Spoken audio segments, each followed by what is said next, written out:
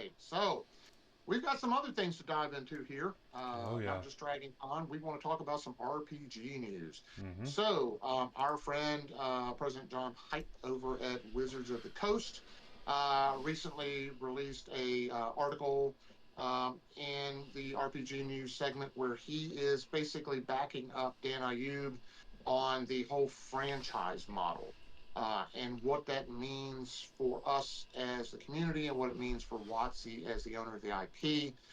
Basically, what he states is that they want to take things and tie everything together. He said that the movie was a missed opportunity for them to tie things in. Some of you who are older players will remember back in the day, the old TSR days, when TSR used to capitalize on hot movies. Let's take Conan, for instance. Conan the Destroyer.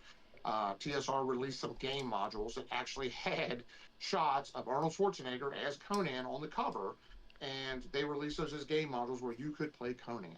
Smart. So yeah, so basically, John Height and Dan Ayub want to take us back in that direction, where if they do a movie, if they do a book, if they have a spot on TV, if they do a live action television show, anything like that, they're going to want to hammer every dollar out of that piece of art or media that they can, tying in books, adventure modules. Basically, he said tie everything back into the tabletop adventure. He says that unfortunately, there's an entire generation of people out there, which I believe is true because of COVID, where people left the table, they went online onto VTTs and things of that nature to play D&D, and he would like to get us back to a tabletop adventure format. And I, for one, can buy into that. I'm just hoping that they don't turn into Kiss. Kiss the band, people make fun of them because of the fact that Gene Simmons and Paul Stanley will sell anything, up to and including a dog turd. If they could put Kiss on it and sell it, they would. 100%. And I'm just hoping to God that WotC doesn't do that with D&D. I mean, they're already starting to flood the markets with crochet books and things like that. I guess we'll see where it goes. I mean, we can always vote with our wallet, not buy it.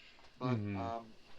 at the end of the day, I feel like if they don't think it's going to be profitable, they could always sell that IP off and let somebody else take it, and who knows where that will go. Right. But I mean, I have a mix. Like, I agree with you 99%. I do think there's something to be said for throwing stuff out there and seeing what sticks to bring in new people. But there's a difference between throwing out a bunch of merchandise and selling your soul, right? So yeah, D&Ds, they should have a very stout understanding of their identity and what they want out of their fan base and out of their IP. mhm, And a lot of times you see that's where people mess up, right? They just kind of lose their own identity and just sell out to everybody that'll have them.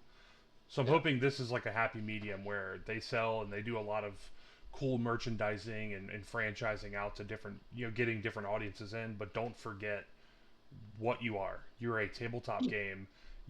This is your settings. These are the people that care about you. These are not the fans that come and go because of Stranger Things. These are people like my dad who've been playing since they were kids. So yeah. go out there and try to get new fans and try to make more people like my dad, but don't forget my dad. That's and if they would hear any kind of advice from anybody like me, I hope that's what they would hear. Hopefully so. I mean, they've put out things like Heroes Feast, the cookbook, It seems like which they're was trying, man. It seems like they're. that was kind of niche.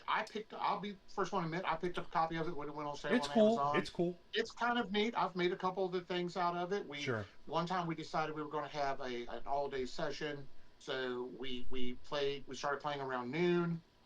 We had pizza at noon, and we played all day. And then later that night, I got into the kitchen and we made something out of the Heroes Feast book for everybody, and we had some drinks and we had a great time. Mm-hmm. And then we sat around the rest of the evening just talking about D&D and just nerd stuff in general. But we had a great time, and it added to the atmosphere. It So I don't have a problem amplifies. with Yeah, that. that's the whole thing. Is like it's meant to amplify the existing appreciation of it, not to invade it and take it over. So. Yeah, and I picked up the copy of Pungeons and Flagons, Mm-hmm. which is the mixology book of mixed drinks and stuff like that. They're all themed, like the Necromancer cocktail and stuff like that. That was pretty neat. That's cool. And hey, if we have an adult beverage night where we're sitting around playing, I might make some of those drinks for people, and that would be fun. Mm-hmm. Um, it's neat, it's niche, but it's not something I want to see overdone. They put out Mm-hmm. the crochet, they put out the crochet book. Sure. I mean, I'm sure there's people out there that play D&D that crochet, and more Sure. power to them. If they can crochet the little owl bear on the front and make it look like the little owl bear on that book, more power to them. But it's not for me. It's not something I would pick up. I don't know Hmm. anybody that would do it, but if they can sell them and make it profitable, hey, great. But let's not lose let's not lose sight of the IP and what the game really means in an effort to grab as much money to make a board of directors happy. I Right. mean, I understand that you have, when you sell stock and you are a company, you obviously have to make money. Totally understand that. I just don't want to see the game that I've known and loved the majority of my life Lose its soul. suffer, lose its soul to grab a Hmm. dollar. If that's the case, then it may come to a parting of the ways for me and D&D. Hmm. I have enough I could play D&D and never look at another D&D site, buy another D&D book, and I could play for the rest of my life. Or I Hmm. can. There's plenty of other options out there. The market is flooded with RPGs right I would now. say it's actually for people coming up now. They're fortunate to have as many choices. I mean, you had D and D, and that was pretty much if you wanted to play fantasy. Yeah, Not much else. Now take your. I mean, literally take your pick. You could go on yeah, Google and say I want TTRPG fantasy, but have this element in it, and there's at least one out there. yeah. Yeah, and there's so many things coming out on Kickstarter and I Backer, and mean, so many, every day, so many independent, so many independent game companies making stuff. and I really went cool to, stuff. Really cool I stuff. went, yeah, it is cool stuff. I went to, we backed Oathhammer, Yeah. and I'm looking forward to that when it comes out. Mm-hmm. We've backed, I mean, I've backed Kingdom of Keshnar, which is a Yeah. 5e supplement, but that can be played in and of itself. Mm-hmm. There are I've got a copy of the One Ring TTRPG Mm-hmm. on my shelf right now.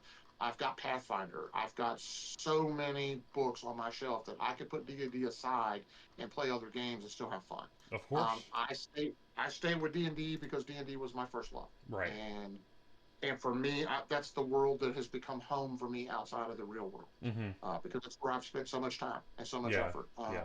So I want to treat it right. If WotC Sure. can treat it right, great. If not, we'll see. Yeah. But we will post a link to that article with John's comments so you guys can read it, Mm-hmm. uh, see what you take away from it. Post some comments down below. Let us know what you guys think. We'd love to hear from you and see what your take is on things. Mm-hmm. Maybe we're completely off the mark. But other TTRPG news, I know that we talked about this in the past about Critical Role and where Campaign 4 is going to go. They made the announcement at Gen Con that Brennan Lee Mulligan is going to be the GM for Campaign 4 Mm-hmm. so that Matt Mercer could take a break, come out from behind the screen and be a player. There's going to be somewhere in the neighborhood north of a dozen players in this game. I don't think they're all going to be at the table at one time. There's going to be some that come and go, but there's going to be a lot of players. It is not going to be Daggerheart, surprisingly enough. But I called this. I want to go on record as saying I called this that they probably weren't going to use Daggerheart. You did say it. Um, but it looks like Professor DM, Professor Dungeon Master over at Dungeon Craft, posted a video, which I will post a link to in the comments below, or in the description below. He did have something that came out a couple weeks ago where he said, hey, if I knew an insider that worked at WoTC who told me that a significant amount of money changed hands to ensure that Critical Role did not use Daggerheart for Campaign 4, but rather stuck with Dungeons and Dragons, he could not tell us that. That to me is basically right in line with what my suspicions were all along. With 2024's numbers and some of the questions that people have about the game, and some of the mistakes that WotC's made that's caused a lot of people to kind of lose faith in their direction that they're taking the IP. I kind of figured that if the biggest streamers online were to walk away from Dungeons and Dragons and take up another game system, That's tough. that could that could be really rough for WotC, and that Mm-hmm. could really impact their bottom line. So I think WotC probably made the wise decision to stroke a check, hand it to the people at Critical Role, and say, "Look, we need you to continue to use Dungeons and Dragons for your campaign." Mm-hmm. Not saying that's what happened. Just saying if somebody knew somebody that knew somebody, they couldn't tell us. But I suspect a lot of that jives. So more power to them. It's a good business decision. Not for I'm not going to nothing. say, They've been in business this long, and it's not sheer luck. You know, they know what they're doing. yeah. And I'm not going to fault Critical Role if they took the money and ran. No. I mean, if somebody would pay me, if I had my choice between running Pathfinder or, One Ring or something like that, and I was a streamer and I was currently playing D&D, and WoTC walked up to me and said, "Look, we'll stroke you a check to continue to play the game that you love, just so you continue to play it, so we don't take a hit." I'd do it, Yeah, and of course.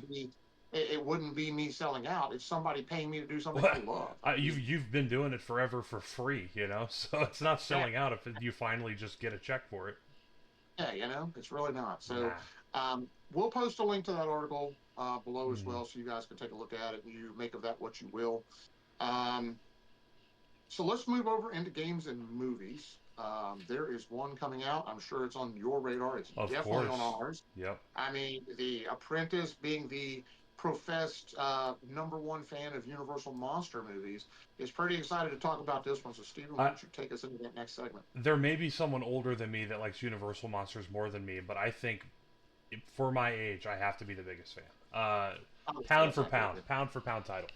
Um, no, so Guillermo del Toro's Frankenstein is finally coming out, and I had high hopes for this, anyways, because Guillermo del Toro, it seems like a Frankenstein movie's like right in his wheelhouse for like what he can do. Yeah, I don't know if like they were like Guillermo del Toro's Dracula's coming out, I'd be like, I don't know, but Frankenstein is like right in there where I think he should yeah, be, and Jason Isaacs is or Oscar Isaac, I can't remember his name. Either way, the guy that played Moon Knight in Marvel, he's playing Doctor Frankenstein, and yep. just the screenshots I've seen of him in the film, he looks like he's killing it. He's a great actor. I know he'll do great. Um, and it just the sheer style of the movie and just the short clips and screenshots I've seen look so well done. And interestingly enough, it's coming out on Netflix. It's a Netflix movie, not a theater movie. Yeah, Um, which is really, well, it's his not surprising to me. I I'd like to say it is, but it's really not, not because anymore. Netflix has been killing it with movies. Yeah, and And his last movie. It is Oscar Isaac, by the way, Oh, so that's that's what I thought. I always say Jason Isaac. it's That's not like he's another. watching and going to call us on it. Yeah, he'll text me soon, I'm sure. The Oscar or Jason Isaacs is the guy that played Lucius Malfoy. But anyway, um, it looks really good. His last movie came out on Netflix, and it escapes me what it was, but it also did well. And I'm sure this is coming out in like November. I think Mhm. there's ways to see it earlier than that. I'm not sure how. I feel like it's if you want to see it in time for Halloween. I heard there was ways. I don't know if there's like some kind of backer thing or if you get an early screening. I don't know. But it Yeah, looks incredible, and the early test screenings of it, like people are like standing up and clapping at the end, like blown away. yeah. So I'm super excited. I mean, to have Nosferatu and this within a year, a calendar year, it's like it's like the perfect time to be me right now. It's like these movies that I never thought I'd Yeah. see, like Nosferatu getting remade, are happening, and they're I'd say I want to see. Robert Eggers is I think coming into his own as one of the best directors of our Yeah, time, and to see Guillermo del Toro stepping in to do Frankenstein, because when we had The Mummy with Tom Cruise, and it was a very Tom Cruise movie, it I was was. like, oh no, like they're never gonna touch these again. Like people are just like, Yeah, these movies suck, we don't want them. yeah.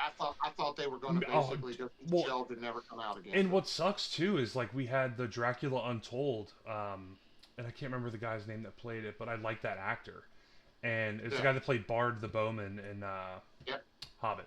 That movie was Hobbit. great. It was such a cool movie, and they were trying to kick off this new dark universe, and then The Mummy came out, and people were like, nah, never mind. Yeah, So it's cool to see that the monster movies are kind of making a little renaissance here, and like younger people are getting to see people my age and younger, especially. They've never seen Boris Karloff Frankenstein. They've never seen this stuff. So for them to be exposed to this and then maybe go, oh, well, I wonder what other Frankenstein stuff's out there, and they get to see all the old classics after that, even if it gets 20% of them to appreciate it, that's 20% that had never seen it before. So well, I'm pretty excited about it. it looks so good. When you sent me that first link to the very first trailer, Yeah. it wasn't even on my radar yet. Yeah, it came out of And nowhere. it came out of nowhere. I got super excited about it. I've seen the extended trailer. I am really pumped to see it. Yeah, yeah. Um, and it's made me excited. I mean, I've gone back and watched some of the Universal movies Oh, again. they're I watched so good. Frankenstein, Bride So of good. Frankenstein, Love them. Wolfman, Dracula. So God good. bless Bela Lugosi. I know he got pigeonholed into a role, but when I think of Dracula, the first person I see in that role is Bela Yeah, he Lugosi. did. I mean, what's Um, crazy is there's been such good other Dracula in vampire movies. Gary Oldman, and Crushed Bram it, Stoker's Dracula. crushed it. It crushed it. But like, But it doesn't you matter gotta be because no, I no. mean, it's so good. But it's like I think of Because when vampire, people think Dracula, it's I mean Bella. Frank Langella, Frank Langella, What's that? Frank Langella. So he's the guy that played Skeletor in the live Oh yeah, action. yeah, yeah. He played Dracula in the early '80s. He did a Oh, remake of I remember Dracula that. There was a couple. that There's a was few of them. amazing, Mm-hmm. but it stayed true to the original movie. But it Right. was amazing. Yeah. Um, and I love that movie. Um, I would love to see if this Frankenstein does as well as I think it's going to do. I would I love to see. I I'd think love to it's see gonna Del do Toro well. or somebody do another creature movie. Nobody has touched creature from the Black Lagoon in forever. Well, yeah, I've They've always done. said, yeah, a creature would be awesome if you could get somebody to do it right. Yep, It's hard because it just it's going to basically be underwater. it's hard. But Yeah, it's hard to do. I mean, I think I said this in an earlier episode, but I'd love to see like a new take on the Metaluna mutant. I think would be yep, so fun. I mean, let me throw a super curveball at you, and like okay, let's remake Phantom of the Opera, but even more of a curveball. The okay, first one of the first silent movies ever made, and what's considered the lost film, one of the great lost films, uh-huh. is Lon Chaney Sr.'s one of his first movies called London After Midnight, and it's considered one of the Oh, first vampire movies. such a good movie. And his, Such a I good, mean, and nobody luckily, ever talks about it. well, yeah, in the most of the films that were made were lost in a fire, in a warehouse fire. Yeah, And luckily yeah. nowadays we've been able to restore. I think it's not even 100. It's like 80% of the movie has been restored. And I have a copy of it. And I have a bunch of merchandise from it because I'm a super nerd. Um, Mhm. but I I'll never forget seeing his face for the first time, like with the top hat, and he's got the long hair, Yeah, and he's got like yeah, the kind of the early prototype of what would become the Phantom of the Opera prosthetics, where it made his mouth all yeah, jacked up. When I yeah, saw that character's face, I think it was on a T-shirt or something. I'm like, what yeah, is that? It's terrifying. yeah, If they could have a really good director do that and do it well, where it's not just a jump scare gore fest, like really play into just the nostalgia and the classicness of that film. Even if they did it as a silent film again, that would be so cool. yeah. Um, I would definitely love to see that one redone too. yeah. Anyways, sorry to go off, but Frankenstein. Oh, I guess that's what this Kind of whole thing is radical. for. But Frankenstein, that looks really good. And the next thing I wanted Yeah. to bring up in this games and movies segment is we've spoken briefly, I think, on the podcast. If not on the podcast, definitely just you and I, but about Marvel Rivals. Yes. Um, and I downloaded it when we talked about it, and where I'm coming from here is I was a huge Overwatch 1 player. I played not long after the game came out and up until Overwatch 2 came out. I played Overwatch pretty consistently. Had a 4-man stack. We were pretty good. I never got to like any kind of super high rank or anything. But we were good. Our stack was good, and then Overwatch 2 came out, and Blizzard did Blizzard things and made some strange business decisions that didn't really seem to have the players at heart. And I kind of faded off and got into other games. And then Marvel Rivals came out like a year ago now, 8 to 10 months ago, and I had my eyes on it because I love Marvel, I love comics, and I was like, all the streamers were playing it. It blew up huge. It got huge really fast. And I mean, literally, it's an Overwatch clone. Um, and some people were giving it heat, but in my opinion, um, are you a clone or are you stealing property if you just do the same thing but in a better way? So I think Right. Marvel Rivals kind of set themselves apart. They did a lot of Overwatch things, but they just improved on the design. Um, I've been playing it for about a week now. Every night that I've been on, which has been about 3 or 4 times, me and a couple buddies have been playing it, and we've been having a lot of fun. It's takes me back to early Overwatch days, and I know there's some things that aren't perfect about it, but man, it feels awesome to get into a team fight and just win the team fight, roll over a team, and take an objective. Last night, we had a hard fought game. It was three. It's basically best 2 out of 3, and won the first round, lost the second round, and the third round. How it works is there's like this objective that moves. It's like King of the Hill, but it moves. The longer a team is on it, it Right. moves throughout the map. And the defending team has to just stop the enemy team from escorting it to their base.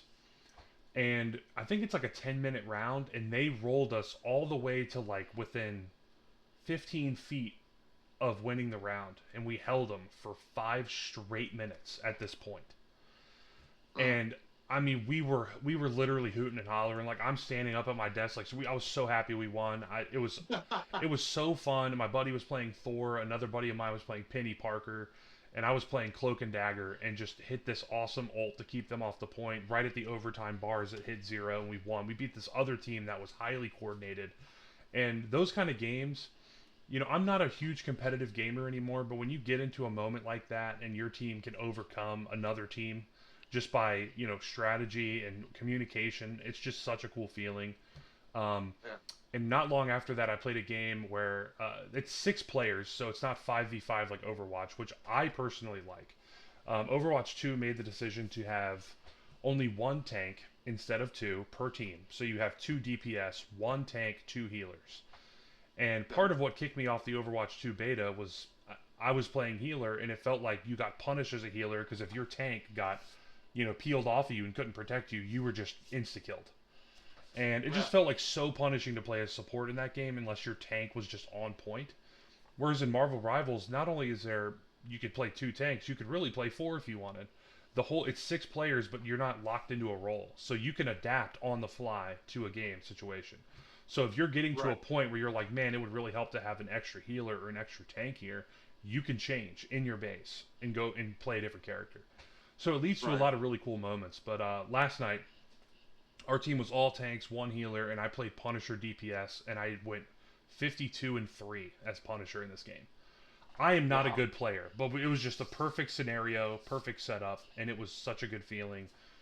Like I said, it's like prime Overwatch 1. Like when we were having a good time with that game, you would love it, Dad. They have Moon Knight. He's super annoying. He's super annoying to play against. Um, Yeah. it's just such a good game, and like the Marvel IP is going to carry that game. And my favorite hero ever, Daredevil, is coming out in the next update. I I can cannot wait. wait. I cannot wait. He looks so cool. The trailer that came out for him, where he's fighting Angela, which if you don't know, she's from the Spawn universe, but then Marvel moved her to. Marvel took her Yeah. over, and now she's Yeah. She's Thor's not in sister or Marvel. something. Yeah. Anyway, the trailer was freaking awesome. I can't wait for Daredevil. That game is so good, and it's free, and not Right. free like, oh, it's free, but if you really want to get the most out of it, you have to pay money. No, it's literally free. You can do everything you want in the game, and the cosmetics are like, if you want a really cool cosmetic for your hero, you pay for it, which is like mind blowing to me because like there's these other games that just nickel and dime you to just play it. And this Yeah. game's like, hey, by the way, you could play this game and get everything you want out of it for literally no cost. I Um, see. That's awesome. and it's That's also awesome. not it's also not 300 gigabytes like Call of Duty. It's literally like a 20 gig game, and you're in. So I don't know. Yeah. It's really fun. I've downloaded it. I haven't had an opportunity to play it yet. We The have to past couple play. weekends have been pretty busy, but we gotta play it. Yeah, we have to. I'll And like, definitely what's do it. cool is there's a really good mode in the game where you can play with human players versus AI, and you can crank the AI difficulty up and up and up, so you can kind of train yourself to jump into a live match because Overwatch didn't have that for the longest time. So in this one, Right. and we played hard bots. Dude, I was playing with my buddy trying to get him. He was trying to learn some new heroes that he's never played before we went into a ranked game, and we went against hard bots, and there was an Iron Man bot, and he just wiped the floor with our team, bro. It was brutal. Like their bots are no joke. Anyway, Right. I don't want to yap too long, but that game, I know a lot of people have already been playing it probably before me. But if you haven't played it, if you're somebody like me that was like, I like Overwatch, I don't want to play, a derivative of Overwatch. This derivative is very good. I hear rumblings that Overwatch 2 has gotten a lot better and like they're making a comeback, but I like Marvel. Like I'm gonna relate more to a character like Wolverine over a made up Blizzard character. I'm just it's going to be more interesting to see. So that's me personally, but anyway, having a lot of fun with that. So Yeah, check that out, guys. We'll post a link down to it below in the description if you guys want to it's so give good. it a look. It does sound like a really fun game. We've Hmm. had a lot of fun with DC and Marvel hero games in the Oh past, yeah, so I've got this downloaded. It's on my radar, so I'll let you know what my thoughts are once I have a chance to get into it. But yeah. Moon Knight's broken. He's so broken. it, He can drop an Ankh, and whenever he throws one of his, I guess it's a shuriken. I don't know what he throws. yeah, Um, he's the Moon Crescents, the old Crescent so Moon Razors. you can put Ankhs down, and if you throw your crescents, they ricochet on all the Ankhs. So I've Nice. seen like a good Moon Knight character like find like a healer in kind of a corner, and he'll throw an Ankh down and throw a crescent, and it'll just ricochet off a wall and hit her like 30 times and kill her. Just like boo boo dead. Huh, It's like it's gross. Like if you get a good Moon Knight player, you feel it. Like it's really bad. yeah, that's definitely something I need to check It's out. But cool. It's cool. cool. All right, well, we're going to move over into Kickstarters, and we Yeah. have a Kickstarter shout out we want to do Hmm. that's on our radar that the Apprentice found and kind of made me aware of, and I've just today kind of gotten into it, and looked at it, and it looks like a really fun game. I Hmm. mean, the price point I think is right on target for what you get. Matter of fact, I think you get a lot for your money. But Stephen, why don't you talk to us about Satchel Quest? Yeah, it's a game by Weird City Games, which they've made quite a few games. It looks like about 9 or 10. They're one of their most, I guess, one of the most backed ones I've seen is called Canopy, which is kind of like I want to say it's almost like a Hero Quest, but it's all nature based, which looks really good. It looks really cool. It's Right, one thing that I appreciate about them just from looking through their catalog is they take game, I guess, design, but they put a super unique spin on it. So Satchel mm-hmm. Quest and games that this company is making, it looks a lot like a Hero Quest style game. It's built for sit down and play for an hour and you get a full experience. It's not like weeks and weeks and weeks. But Right, Satchel Quest is it's kind of like a I consider these games like a loot goblin simulator where you play a right. character. It looks like they have a wizard, a rogue, a warrior, an alchemist, which is kind of an interesting spin on. I don't know if I guess it'd be like kind of a wizard, kind of not a wizard. Well, it's kind Um, of, kind of think of like a combination between a science guy and a wizard. yeah. But anyway, you play as one of these characters, and their art style it reminds me a lot, and I have a soft spot personally for like a Redwall esque setting Mm-hmm. where the characters are like mice or like hedgehogs or something like that. I grew up with those books, and I love them. I love Brian Jacques books in general. Um, Right, so like the warriors, like looks like some kind of hedgehog, and the rogue is like a little fox, and you get a lot of really cool tokens with the set, and it seems like the party's like clearing out dungeon rooms and destroying these monsters and kind of fighting over loot. I mean, it's like a competitive but also a cooperative experience. And right. just looking through the Kickstarter, the art and like all of the stuff you get and the tokens you get and the little dungeon boards that you get just look really cool. And I They love do the look good. idea of like a complete, you sit down and you play the game and you're done. So I Yeah, mean, it'll be easy for me to post a bunch of footage and a bunch of info. There's tons of YouTube videos already of people play testing it, and yeah, it looks super interesting. I mean, I love the idea of because it's like the traditional you clear out a room with your party and everyone starts looting, right? And this is kind of right, like, well, what if that loot, other than just being you're a greedy turd, what if there's actually a point to trying to loot better than your teammates do, and how powerful you're right. getting towards the end game? The combat system looks really fun. The monster design is cool. It's just again, it's like a different spin on D&D monsters inside of like kind of an all animal realm with like a cartoon, like an 80s cartoon vibe. So it looks cool. I like it a lot. Yeah, and, I mean they're doing really well over on Kickstarter. Oh yeah. They had a goal of 20,000. They're already, as of the recording of this show, Mhm. are already at $109,107 with 1,585 backers. Mhm. I know I'm probably going to be backing it because, Yeah. like I said, the price point on this game is amazing. They've got different levels you can come in at. Just like looking at just looking at what comes in a box. I mean, you get 105 double-sided tokens, Mhm. 16 dungeon entrance maps, 12 dungeon depth maps, 4 hero boards, 4 hero meeples for tracking your characters, 4 hero token bags, 21 adventure path cards, a market board, 42 coins, 54 skill tokens, a player token, 8 health and experience trackers. You get 4 quick reference guides and a rule book. Um, all of that, and then 36 tool tokens as well. Mm-hmm. And I know the Satchel Quest Standard Edition is going to be priced at like $49. The Quest Deluxe Edition is only $20 more, and you get a lot more for your money. Mm-hmm. Um, I'm pretty excited about it. I'm definitely going to be backing this one, and that'll be a board game that I can play around the house because it says here that it's basically set up for 1 to 4 players. Mm-hmm. The game shouldn't last more than about 60 minutes, and it's for players ages 10 and up. So, I mean, it's something you can play with your younger kids, your teenagers, and then family and friends, people you would play any other board game with. So, this looks like Yeah, a fun one. yeah. Games in that lane are a lot easier for me to digest. I mean, it's hard to carve out multiple hours a week to do anything. I mean, to do Yeah. anything. So if you could basically say, hey, instead of watching an episode of a TV show, we could throw this out on the coffee table and play it and have fun, especially with your kids. One thing Yeah. I will call out is Weird City Games. This is apparently a super big deal for them that they're all about sustainability. They've cut out single-use plastics and stuff, which is really Mhm. cool for a company that's printing out games, board games in Yeah. general, where there's a lot of plastic and cardboard, and these even have wooden tokens in it. Like they're really about like not just having one use everything. You throw it away, goes in a landfill Yeah. forever. It's cool that they've thought about that. And like I said, these people they're well known on Kickstarter. I mean, they have 9 games built from Weird City. I'm sure they're nowhere close to stopping. And this game looks again like one of their better ones. It's got 11 more days. They've well exceeded their goal. But if you're looking for kind of a quick hero questy, knock out a game on a Friday night and then don't have to stay up until 3 a.m. This one looks like one of the better ones that's coming out. So Yeah. Yeah. So, definitely check that out. We'll have a link for that in the description as well for you. They've got 11 days left to go on their Kickstarter. So, get over and give them a look as quick as you can and see if it's something that you might want to put under the tree for you or your family this year.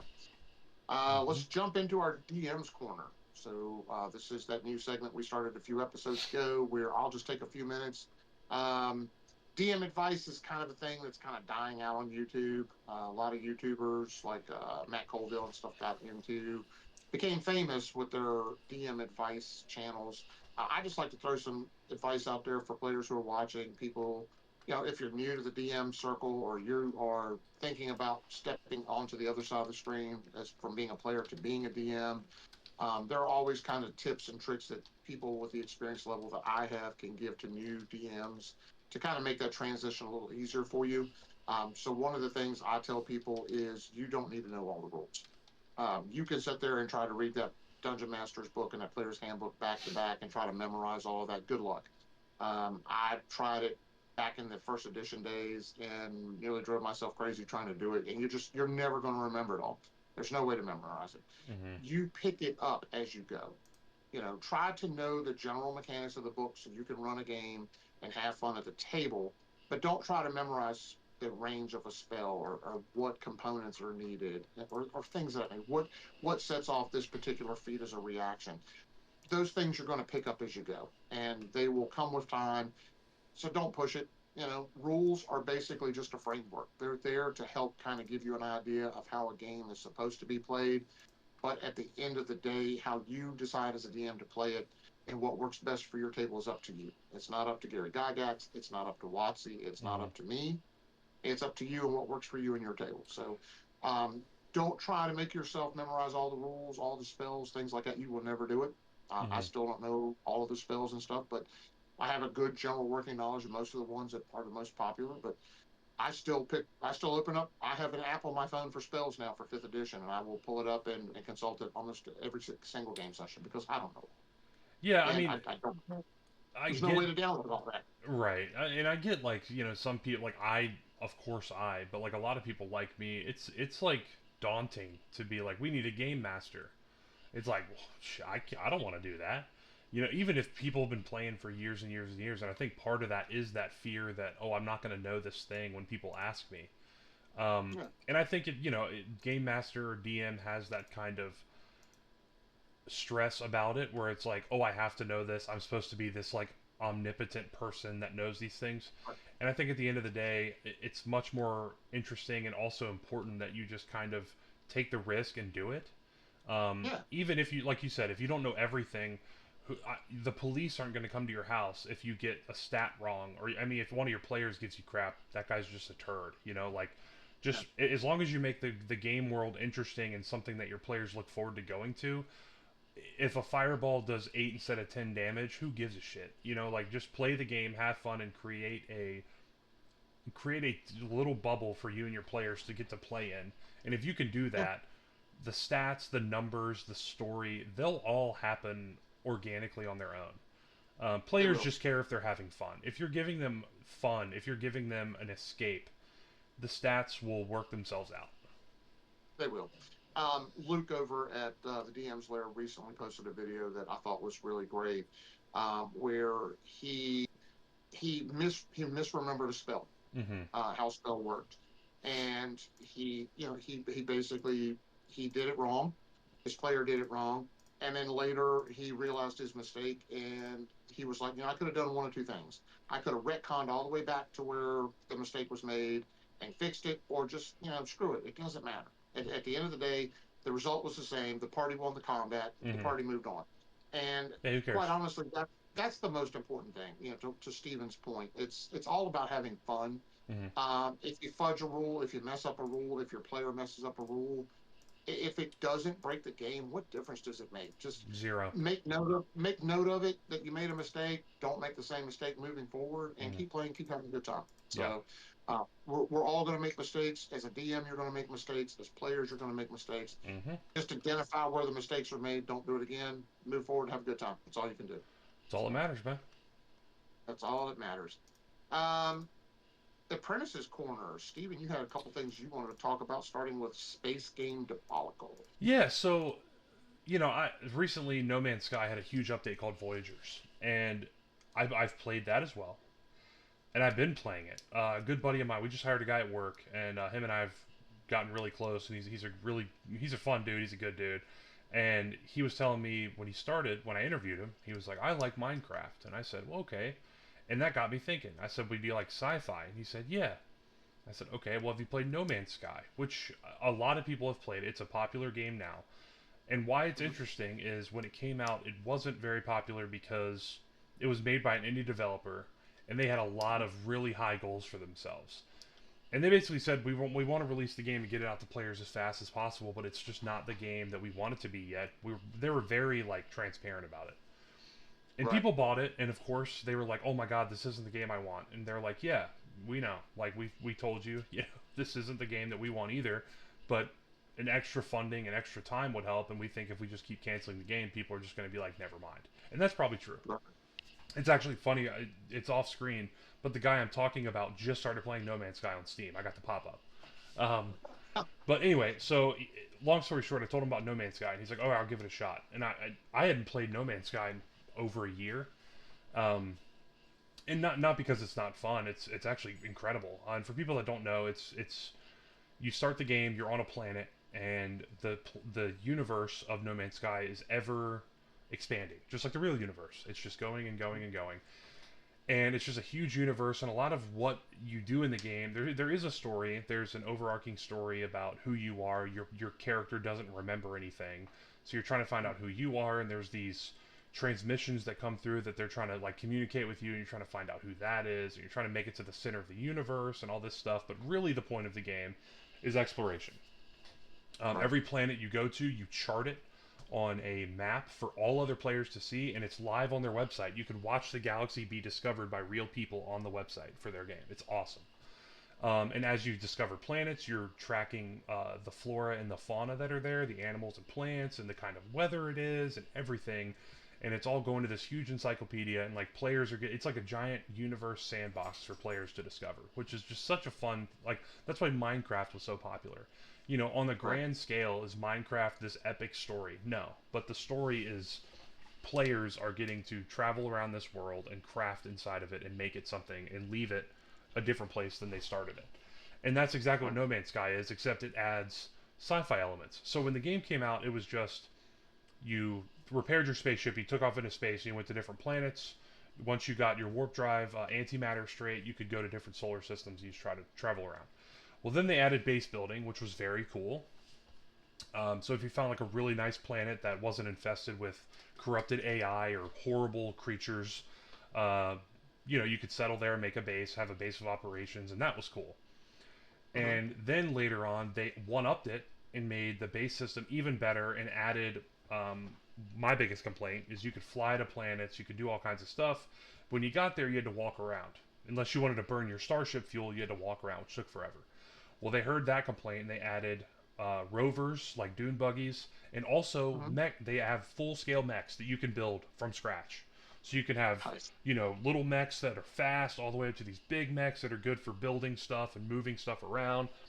And then they added like a full faction system where like every system you go to, there's like AI. Like there's I think 4 or 5 different races in the game, and they all have their different um, culture and their different religions, and like things are valuable to different solar systems depending on what planets are there. So you can like mine up a bunch of like palladium and take it to a system that doesn't have a lot of it and make money. They have this whole like meta game inside of the game.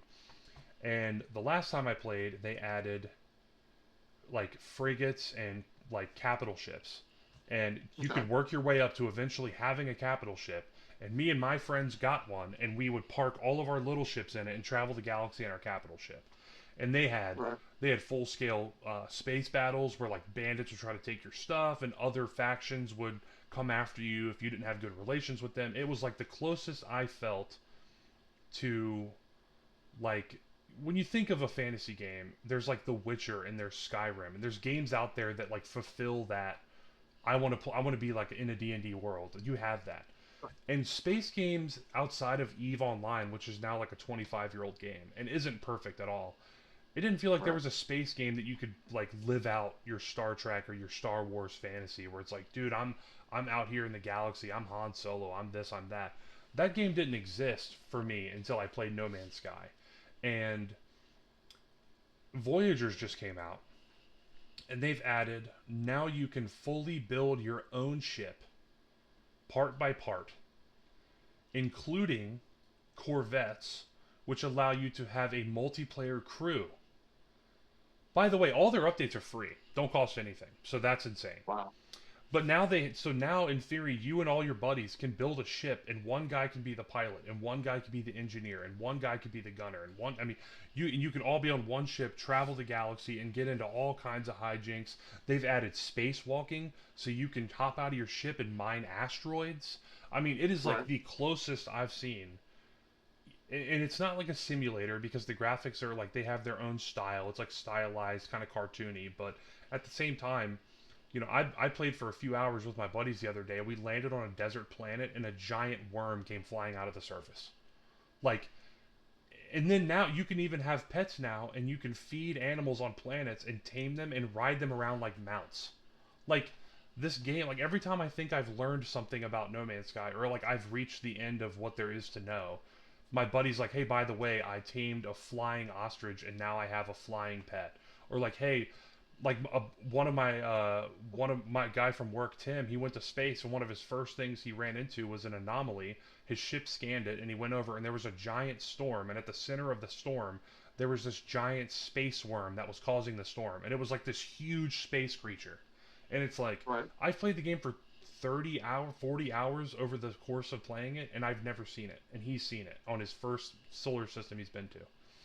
That's pretty And cool. some of these screenshots people have taken are just incredible. And it's so really where I'm going with all this is, why is it so hard for them to make a space game? Why is it the only two that come to my mind when I think, oh wow, what is like if I had to have one space game forever, I have to choose between No Man's Sky or EVE Online, and that's it. Because Right. Starfield, I'm not going to talk too much crap, but Starfield came out, and that game, that is like the epitome of as wide as an ocean, as shallow as a lake. That game looks Wow. like a lot. You Right. first load in, it feels like Fallout in space. It's a Bethesda game. You're like, oh my god, it's Fallout 4 in space. This is going to be awesome. Half the planets are empty. The other half that have stuff, you don't get to walk around the planet in Starfield. You land at little points of interest, and you have that little instance area to do stuff. and then that's it. Right. No Man's Sky, if you had all the time in the world, you could land on a planet, take a rover or a mech, and drive the whole planet in a circle. Go from here and go all the way around it and come back. And then you could take off from that planet and go to the planet next door, do the same thing with no loading screens. None. The only loading screen in No Man's Sky is jumping to a different star system. That's it. And it's like, Wow. why an indie developer can make that? And at the time, EVE Online, they were made by a smaller developer. They're bigger now, but they were small. So how is it? Why is it so hard for these companies to make a space game to the same, fantasy fulfillment that a Skyrim is to fantasy, or like, Right. all these other genres, they have their shining knight where it's like, oh, if you want to play a fantasy game, you could pick one of the 300 that are amazing. Yeah. Like, so it just seems so odd, and I called this segment the space game debacle because it's like it must be something that is Yeah. keeping these people from making a game like a Skyrim in space, and I think that's what Starfield was supposed to be, and it was just so off the mark. Um, that leads to the question, Star Citizen. That's supposed to be this game. That's supposed to be Right. the ace in the hole. That game's been in development for 15 years, and people have put hundreds and hundreds of dollars into the Kickstarter, multiple Kickstarters, multiple charity drives, if you want it, whatever they're called. People just give, give, give, and this game still isn't even out yet. Still not. And it's Yeah. like, See, what is it? Like, why is it so hard? yeah. That's a question as old as time. Going back to John Haidt's comments about franchising. One of the things he said near the end of the article was he wants to do an MMORPG for D&D. It's like you've already got one. It's out right now. It, it, And it's you good. haven't. It's good. It's good, and you guys haven't supported it or done any It's updates so in nearly sad. 10 years. I mean, it's so No sad. updates. It's so sad because the people that play that game are playing it because they want the World of Warcraft, but they want it in Faerun, and it's like Yeah. And it has and such. last Gen Con, you were bragging about your VTT. Mhm. That was going to come out. That was going to be the new hot thing. It was going to rival Warhammer, and you were going to monetize the hell out of it, and it died on the vine. They laid all those people off. They kept just enough people on to maintain it.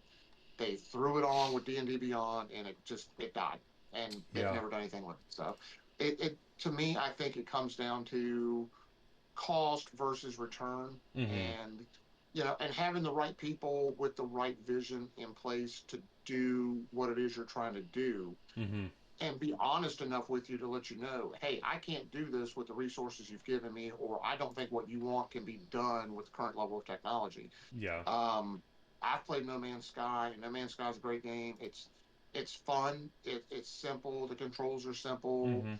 and you feel like you are alone when you get that little fighter and you go from one Oh, planet to the dude. next. You're like, I'm out here in the middle of nowhere, Yeah, and when you play and alone, I'm it's all almost alone. yeah, when you play Yeah, alone, it's almost like a completely different experience because like yeah, when you play with buddies, of course, you're out there mining asteroids and shooting bandits out the sky and it feels like more of an action game, but when you play alone, it is like it's such a cool feeling of like you're going to a planet and again, if you haven't played this game, it's hard to describe, but like every planet is different.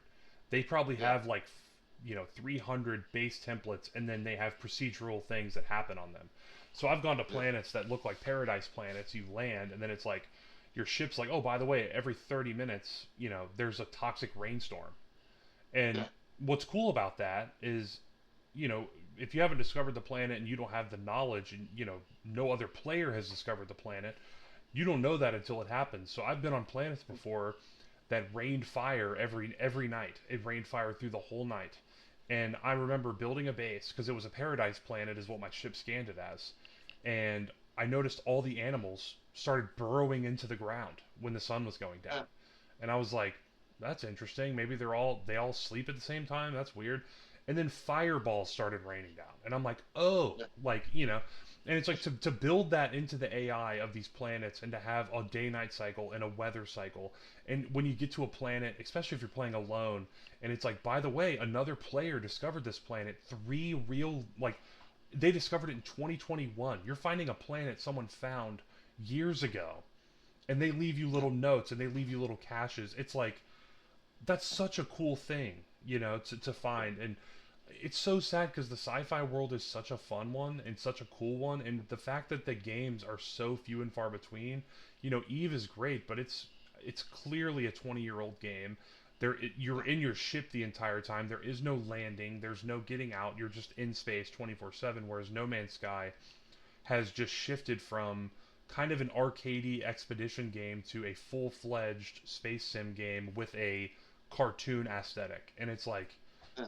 I don't know. It's just, I mean, really, the question is more of like a theoretical, like, why is it only that this game that was written off years ago that had to make this huge comeback? Why is this game the closest one to doing it? Why did Bethesda, one of the biggest game studios with Xbox money, literally, they're owned by Microsoft, how do they fail?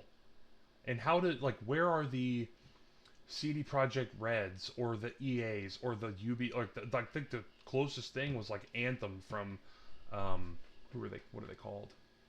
One of the bigger companies. I can't remember now. But anyway, it failed. I mean, completely failed. I mean, all these space games fail. Like, imagine a Firefly game. Imagine that. Yeah. Yeah. Just a Firefly They, game in they, that. they talked about a Firefly game at one point, years and years ago. Um, and I know that the developer was talking about it. He promised a bunch of big things, and then it Well, just kind of I faded mean, away. imagine it was like you made your own character, and with your own origin, you could have been a brown coder, you could have been an imperial, or you could have been no, you could have just been a nobody. And the whole Yeah, game is this, and campaigns are fun. Like games that have a linear campaign, that's interesting. But I find it way more interesting when you just let the player make their own campaign, make their own story. yeah, Just let them drop them off and say, "This is what the system, this is what the galaxy's like. If you talk to these people, these go. certain things might Yeah. happen," and go. And Yeah. I'll stop yapping, I swear. But the one game that I think did this well, and people at first critiqued it, and then they understood it.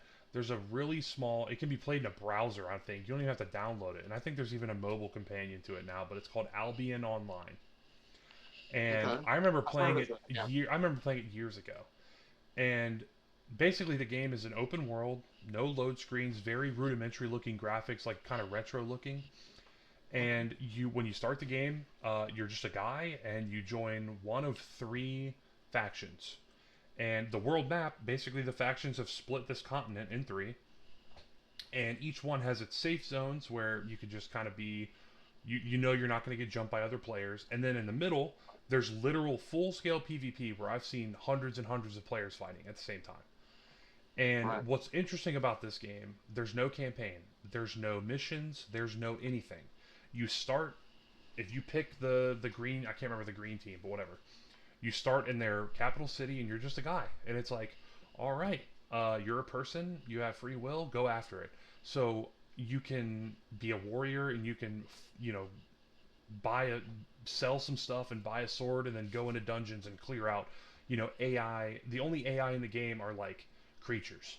So Right. what I made all my money doing was going to dungeons and killing a bunch of goblins and shit, and coming back and saying, "Hey, sheriff, I cleared out this dungeon. Okay, here's gold."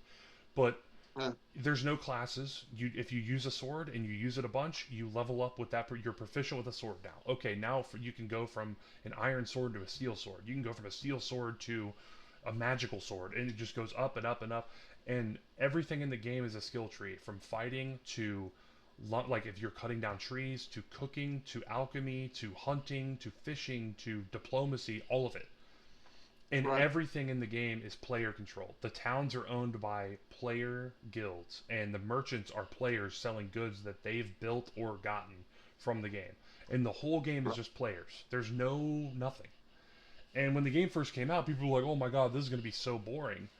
But like to see a caravan of players taking goods from one city to another, guarded by other players, and having the other faction jump them trying to get their goods, and you know, it's just like it adds a whole layer of stuff where like yeah, there's not a campaign, but the story exists in your brain. Like this is like you have your own RP. Oh, I'm this guy that I'm a merchant, but I've had to take up a sword because my shop was pillaged by people, and I'm gonna go, you know, start becoming like a cell sword, and like that you can just go do that thing.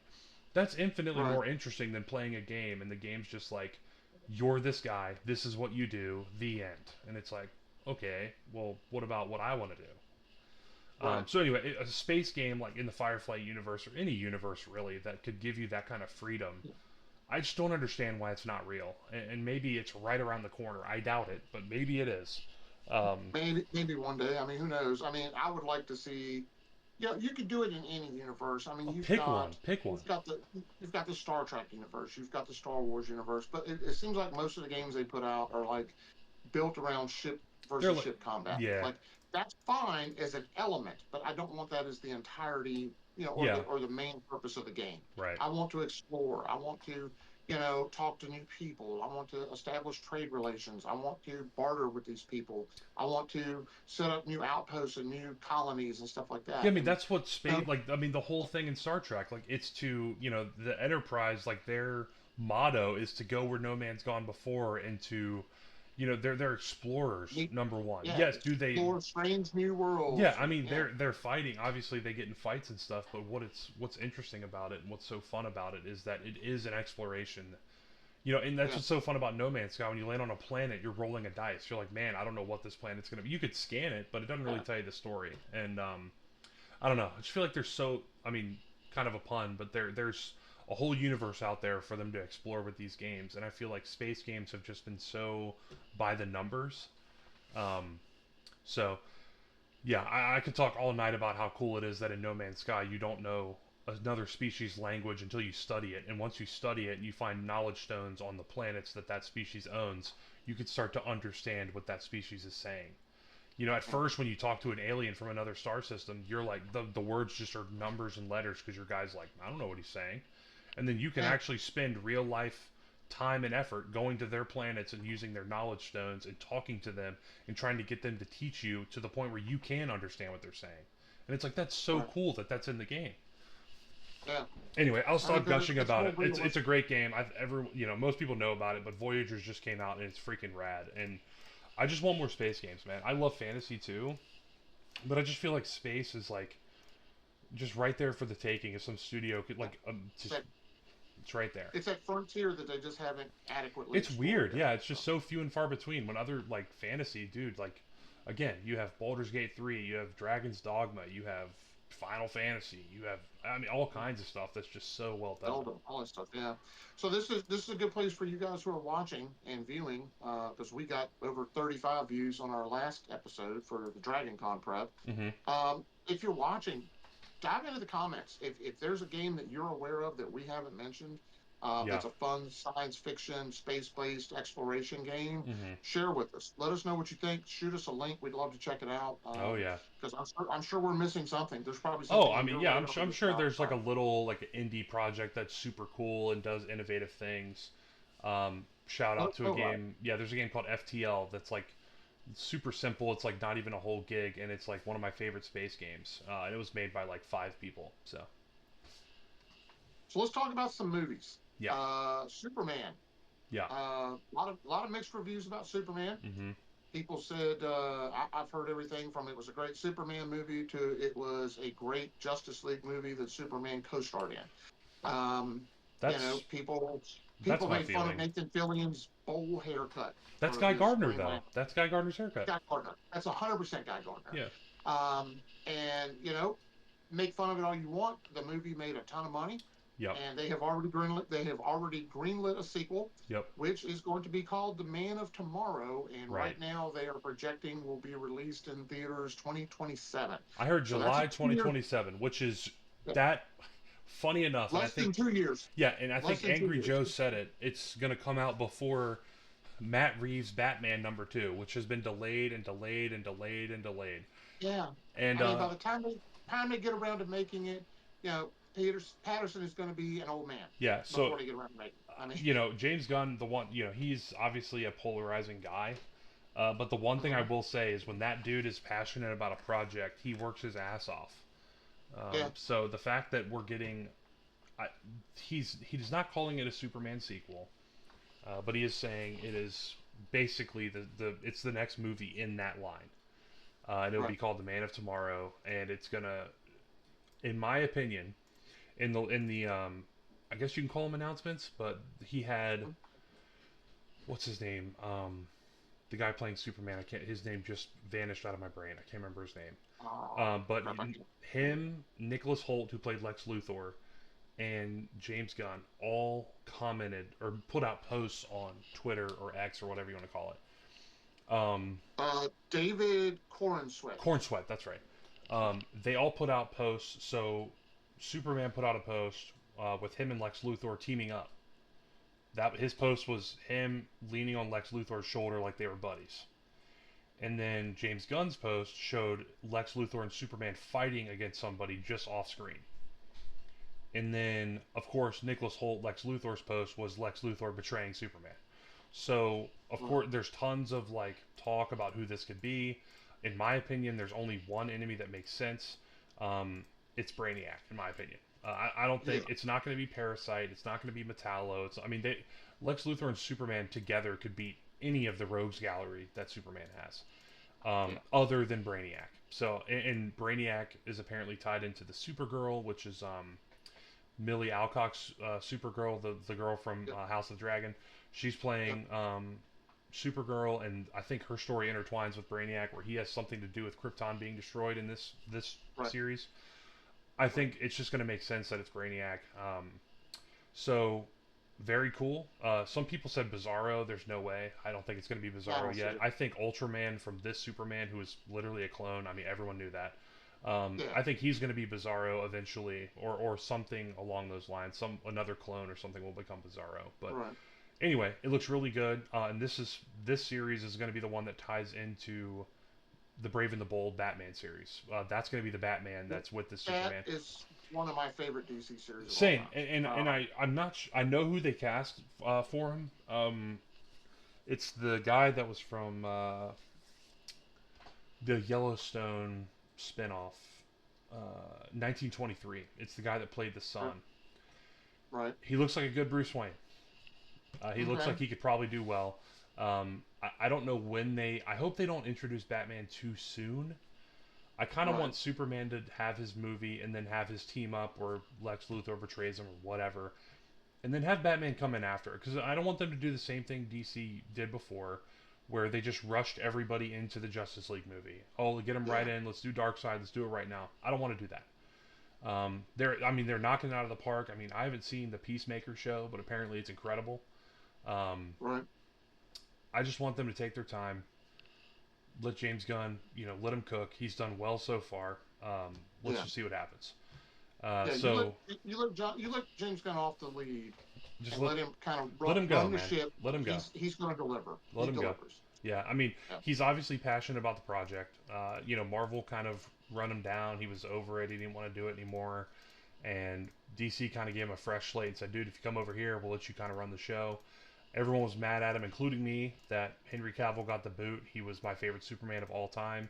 But James Gunn has repeatedly said, I had nothing to do with that. He was gone before I got there. It just happened to happen at the same time. My hopes is that maybe Henry Cavill comes back as like a Superman from the future. Or like, that would be nice. I mean, imagine maybe like they do I have to imagine this new DC run pushes them closer towards a Crisis on Infinite Earths Anti-Monitor saga, which and maybe he can be like Earth 1 Superman from like Golden Age comics or something. Awesome. I mean, that'd be such a nice way to send him off and give him kind of a, thanks for being Superman. Sorry, DC screwed you over. Apparently in Peacemaker, or is it Peacemaker or Peacekeeper? I can't remember. But the John Cena character. Peacemaker with John Cena. In the new season, there's an episode where there's literally a handing of the torch between the DCU, like Jason Momoa, Aquaman, and all them, and all the new characters. There's literally a scene where they're like, "Here you go."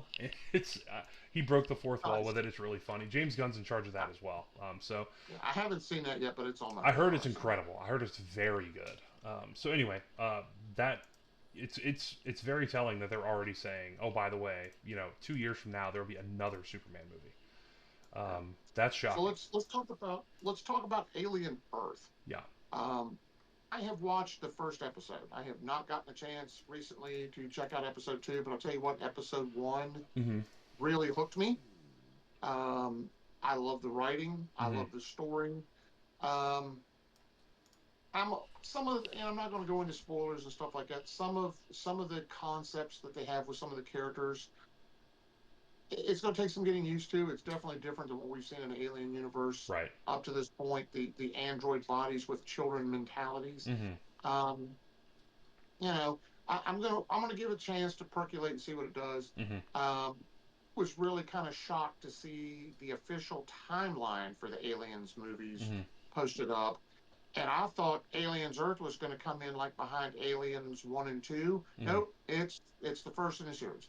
Yeah. This is the first contact with the xenomorphs. So, Yeah. In the yeah, Alien timeline, I mean, obviously, Prometheus and all that took place, I guess, in its own, like, before it took place before all this crap. Because it's, I mean, that's not in the super far distant future. If I remember right, I think Prometheus and Covenant and all that takes place kind of ahead of everything, and then there was Alien, which took place, right, started that timeline, and this is like right before Alien. right. I'm a huge, I think Alien 1970, what year? 70? It wasn't 70. What year was Alien? The 70 something. first Alien movies like 79, 80, something like Okay, that. I think that movie's the best sci-fi movie ever made. I don't even think it's Yeah, close. I don't even. The only movie that comes close is The Thing. Um, yeah. it's The Thing and Alien. Depending on the day, I like one more than the other. But the whole like Nostromo setup, the whole like retro but also futuristic style was just. It still is the gold standard, in my opinion. And I love this show. I've watched all. Actually, as of this morning, I've seen all of them up to the newest episode. Um, and I think the next episode comes out on the 10th. But anyway, Yeah. the show is incredible. I like almost everything about it. Yeah. I The official chronology Yeah, is Prometheus happens first right. It between has to. 2089 and It 2093. has to. Yeah. Alien Covenant happens 11 years later, 2104. Right. Then you got Alien Earth 2120. Right. Then Alien takes place in 2122. 2 years. Uh, Okay, that's what I thought. yeah, Aliens takes place 2179, so 59 years later. Yeah. But Aliens Romulus happens in between. It happens in 2142. So that happens between Alien and Aliens. Happens after Then you've got Alien 1 and then before Alien 2. before Aliens 2. I Yep. have I have to watch Romulus again. I don't remember a lot of it. It was pretty good. I remember they at one point they show the alien in the lab Uh huh. that they had taken off of. They had taken out of the ship when Right. they basically got Ripley's character out. They found that she was pulling that alien behind her, still hooked to the grappling hook. Huh. And they show part of the alien like in the lab with the grappling hook still sticking out of it. Right. So that kind of tied into Alien. But then Aliens 3 takes place. It doesn't say what year it takes place in, but they've got it placed Well, after remember Aliens Covenant. Resurrection. That's Resurrection, right? Resurrection was in 2381, so this is like That's 200 when years they. after it. Yeah, it's like Sigourney Weaver, or sorry, Ripley's Yeah, she was a clone, yeah. clone. Yeah. Um. So number one thing I'm gonna need them to clear up, and maybe they do, and it hasn't come out yet. Well, first of all, I want to say Timothy Olyphant is an awesome android. Awesome android. And he's Love good. Timothy He's good Olyphant. in everything.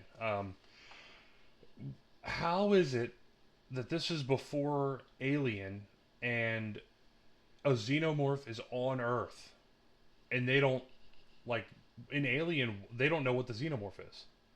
So like Yeah. how I Well, mean, and I know what they're gonna do. They're gonna be like, oh well, product yeah. because there's a lot of really good world building in this show. Like they talk about.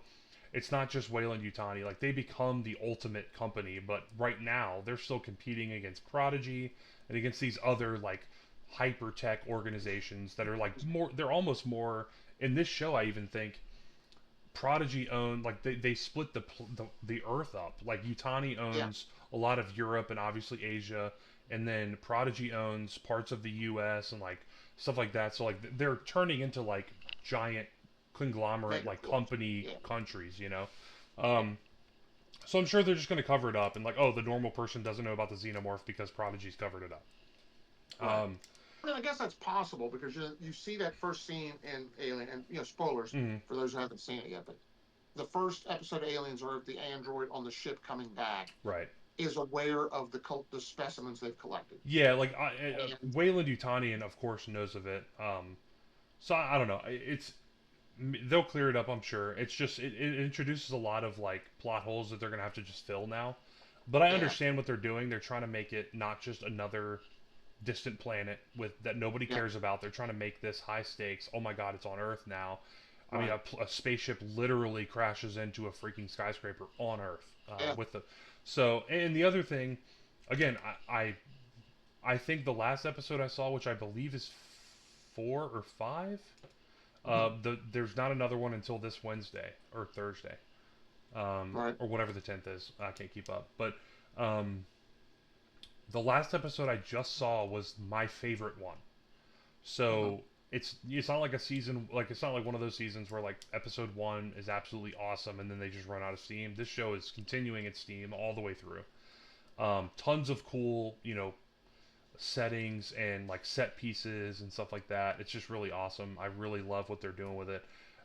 You kind of alluded to it. My biggest gripe so far, and you kind of have to have like just you kind of have to go with it. But this company, and this is not a spoiler, it's in the trailer, but Right. Prodigy, their CEO is this boy genius guy. I think his name is literally even boy genius or something stupid Yeah. like that. Um, he's putting kids that are terminal, or you're led to believe they're terminal, Yeah. um, into android bodies. He's putting Yeah. their He's taking their conscious consciousness and putting out it of in there. their human body Right. and putting it into an And android I body. can get behind that because basically kids and people that are have nothing else to lose are the only people you're going to be able to convince to try this like revolutionary thing. Hmm. Um, and I can buy that they're doing it and that they're training them to kind of grow up now and understand they have these augmented powers and stuff. What I in episode 1 when they were like, okay, this ship crashed, we're going to send these kids we just turned into androids to go investigate it. I Yeah. was like, you're telling me this gigantic mega corporation that owns a third of the planet is sending basically 9-year olds in exosuits to go discover, like, what the hell? Like, Yeah. there's not a better, you don't have a whole military that does this for a living yet? Like, what the hell is this?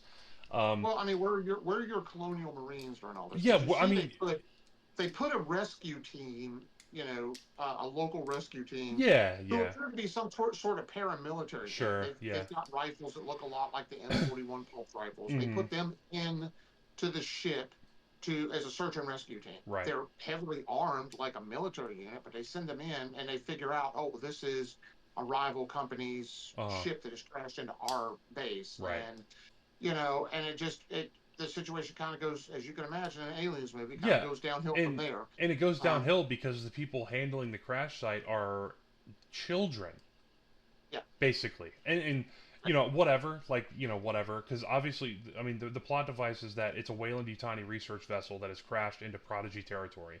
So yeah, Prodigy's like, we're going to keep them out, and we're going to do everything we can, and like obviously these android children things are like the main character, Wendy, like just is a badass because she's an android and yeah, she's the first yeah, one and she's trained. In a lot of the plot devices are these kids being very inexperienced and not understanding the gravity of the situation. And I can get behind like, okay, they're kids, they sent them, they shouldn't have, and now this is the weight of it. And luckily, without spoiling anything, they do take that route. It's not just yeah, like, oh, they're kids and now they're the Avengers. No, like they don't do well, things go wrong, they're dealing with the repercussions of it. And I think a lot of it is trying to basically play up this Prodigy CEO guy like he's very smart, but he's also very stupid, and he does some very stupid things. And it's probably why Weyland Yutani owns the entire planet by the alien timeline because by the aliens. these So other yeah, these other corporations are stupid. But anyway, yeah, it's a great show. It's the horror and like the gore and like all the stuff they're doing for like an yeah. even a Hulu show. It's like movie quality. It's very awesome. Did you see? I think it's in the first episode. The little eye tentacle thing, Yeah, yeah, dude. I don't know where. Thank God that's not in any of the other movies because that thing just being like a little. It's a parasite and it literally yeah, it jumps on your face, rips your eyeball out, puts itself in your eye socket, yeah, and takes over your yeah, brain. And it is yeah. like, bro, It's like nuts. that thing. Yeah, it's crazy. It. And I'll take a face hugger but any day. the little things that look like the stick bugs that Yeah, jump on you and bite you and then fill up with blood, drain you of blood. I'm like, yeah, dude. Like there's so many cool. Like again, these are things that I'm assuming the Utani ship has been kind of scouring the system for alien life, and obviously the xenomorph or the facehugger or whatever you want to call it is one mhm. of the species that they're bringing back. But there's also a lot of horrifying other things that they're bringing back. Yeah, So they open a and you lot. know They that open a just lot of doors, and there's a lot of good they world do. building. Um, They do, and quite honestly, in sci-fi, that's an element I want to see explored more. You know, Star Trek stayed away from that. Um, yeah, it's just there's horrifying things out there in the universe that mankind won't be at the top of the food chain on it, different planets, yeah. and it's natural to me that that should be in a science Well, fiction and show, and most also science fiction shows a fade that. imagine you're another species coming to Earth and you see how shitty we are. We're horrifying too. Yeah, So like, yeah, and you're right. They steer away from it. Alien is really the only thing I can think of. I mean, there's some in Star Wars, but really, Alien's the only one that takes the brakes off, and they're like, hey, these things are terrifying, and they are here to destroy your way of life. yeah, That does not happen in Star Trek. That does not happen in Star Wars. That does not happen anywhere else. yeah, So I mean, other than the Thing, obviously, but yeah. there's some cool stuff. I really hope it maintains its momentum. It's gotten a lot of people that I know weren't really into Alien before are starting to get into it, which is what shows like this are for. Right. So I hope I hope we hear news like it's been greenlit for another season, which I haven't heard yet, but um, I hope they have the legs to kind of carry it and not just have like it peters out at the end of season one. It kind of it's over because they do deserve to discover more in that universe, and obviously with the Predator Badlands coming out, that's got a Weyland Yeah, Yutani android in it. yeah, So interested yeah. to And see I'm what they pretty do. excited for that one too. So, all right, so we will leave you guys with that. That's all we have for this episode of Lost in the Maze. For those of you who have stuck around for this lengthy episode, we really, truly do appreciate you. We Yep. appreciate you being here and listening to us ramble. Please drop some comments down. Let us know what you think we're on the mark about, things you Hmm. think we're way off the mark about. Give us your opinions. We'd love to hear from you guys. Um, please like if you haven't already liked this video, subscribe if you're not already a subscriber, and please, please share our channel, Hmm. our little bitty piece of the YouTube universe with friends and people you think would like this content so that we can grow and continue to bring you guys some videos that we hope that you will enjoy and Hmm. share with others. Yeah, I mean, So, grow is a big one, and also like we want to help other people like us and other people that might be smaller than us that are like, I don't know where I can talk about this thing that I'm working on or that I like because all the other channels are too big to care about me. yep, That's kind of why we invented this channel was that we're into all the same stuff everybody else is, but we didn't really have an outlet to talk about it other than talking to each other on the phone. There was nowhere to put it or talk about it, especially the bigger boards. So yeah, I mean, we're here for you guys. We do it for the love of it, but we're here for you guys, and we want to help you guys out where we can. Final question. I was going to ask it yes, earlier and didn't ask it. okay. Your favorite mech in Mech Warrior? Favorite mech and mech warrior. I'm going to go Inner Sphere. I know everybody likes the Clan Warriors. Everybody likes that really super cool technology. But honestly, I am a big fan of the Phoenix Hawk. It's a medium mech. It's an Inner Sphere mech. And honestly, yeah, I'm kind of a Robotech nerd from back in the early 80s. Mm-hmm. Uh, Robotech was out before FASA ever dropped Battletech. And I love the Veritech fighters and their battle droid form. So when BattleTech came out and they put out the Phoenix Hawk, obviously it was a straight ripoff of the battle droid form of the Veritech fighter. But I liked it because it was a good medium mech. Mm-hmm. It's got a great movement profile, 696. You know, the 3025 version came out with a large laser, two medium lasers, two machine guns. Wasn't packing enough heat sinks for all that, but it had a great weapons mix for all ranges. It had great weapons for anti-infantry with the machine guns, and it had a great movement profile so it could get around the battlefield Mm-hmm. for a 45-ton mech. That one has always been my favorite, and there are so many variants out of it now that are mission specific that you can grab onto Mm-hmm. that will make it a great mech in any era. Mm-hmm. Yeah, So, I'll say I don't have nearly as much knowledge in that as you, obviously, and the same goes for D&D. But I've got two mechs that come to mind when I think of Mech Warrior, and it's I know one of them is because it was my first miniature I ever got, and the other one is just because for some reason it's always stuck with me. But I've always been a Stinger fan, Love the Um, Stinger. and I like the Locust. I just think they're two that I remember for some reason. They've always stuck with me. Um, Oh, so yeah. great mech. I mean, again, the Stinger looks a lot like the Battle Droid. Great little light recon mech. And it's a great miniature to play with on the table. It's got a great movement profile too. The Locust I like because the Locust is super fast. Hmm. Medium laser, a couple of machine guns. So for a 20-ton mech, good speed, decent weapons mix, not a Hmm. lot of armor. But again, it's not meant to be in a stand-up fight. It's meant to get out there, find the enemy, let the big boys know where the enemy are, and get out of the way. Hmm. So people have to understand with battle mechs. You can't use one battle mech in every situation. A Hmm. lot of battle mechs were specifically designed for a specific mission profile. Hmm. If you take that mech out of that mission profile, it is not going to do well. So Yeah. that's something a That's lot of part. people That's part don't of the keep in. fun with it. I mean, you. It's kind of like part of the fun is having a bunch of different ones. But anyways, we'll stop yapping. Thanks everybody for Yep. tuning in, and we'll see you very soon with the MazeCast episode. Bye everybody. Thanks a lot, guys. Ever have a great night.